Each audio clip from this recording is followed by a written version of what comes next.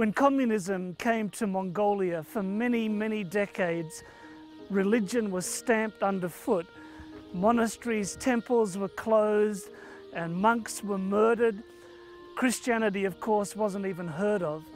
But when communism fell in the late 1980s, avenues opened again. People were spiritually hungry. People flocked back to the temples, and people also wanted to learn about Jesus Christ.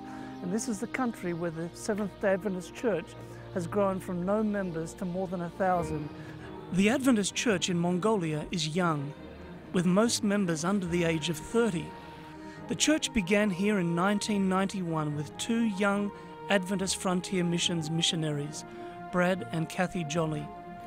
2 years later, they rejoiced at their first baptisms. Today, those first new believers are still sharing the love of Jesus. They share their faith with friends and neighbours. They also run a language school that serves as a spiritual witness to a community that's longing to grow academically. David Tyson is an Australian who is one of the language school teachers. He describes the most rewarding part of his job. When they start talking about God or looking for God, the fact that they ask questions and are very interested is the most rewarding thing here. And of course the most rewarding thing is seeing them baptised. Yeah. The first person baptised in modern Mongolia was Davaho. She now manages the language school and also serves as a teacher. She's glad to see this young church grow and start to build up its own leadership. As the Adventists grow up in the church and are educated, they assume positions of leadership that will serve to strengthen the church in Mongolia. Paul Katanko, the president of the Adventist Church in Mongolia, oversees a small staff that's working hard to provide enough resources to help nurture and grow this young church.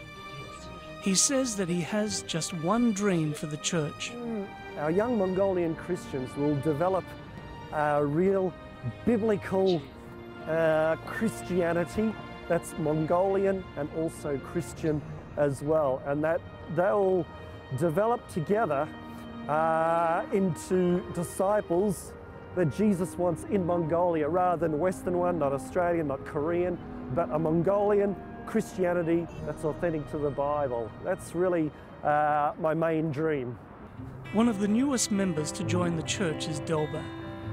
Her name appropriately means first blossom, and she's part of a new generation of Mongolian Adventists who have been converted through the witness of the young members here. Delba is a music student, and last year she noticed a change in one of her classmates. He seemed to be a new person. She asked him what had changed his life, and he introduced her to the Adventist message. They studied together, and now she sings a new song, praising the Saviour that gives her life a new purpose.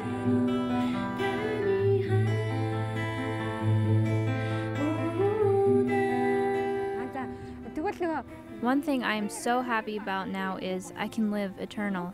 I can live in God's house forever. This quarter, a portion of your 13th Sabbath offering will help provide housing for Adventist young people who come from all over the country to the capital city of Ulaanbaatar to study. Many of these students live in tiny, cramped basement rooms that most of us would find hard to live in. Sometimes they squeeze in with families in small traditional houses called gers. Many have to quit their studies and return home because they can't find affordable and adequate housing. Your offering this quarter will help to provide much needed housing for these Adventist young people. For such a young church, educating these new members is a vital investment in the future. Thank you for your prayers and support of the 13th Sabbath offering in the Northern Asia Pacific Division.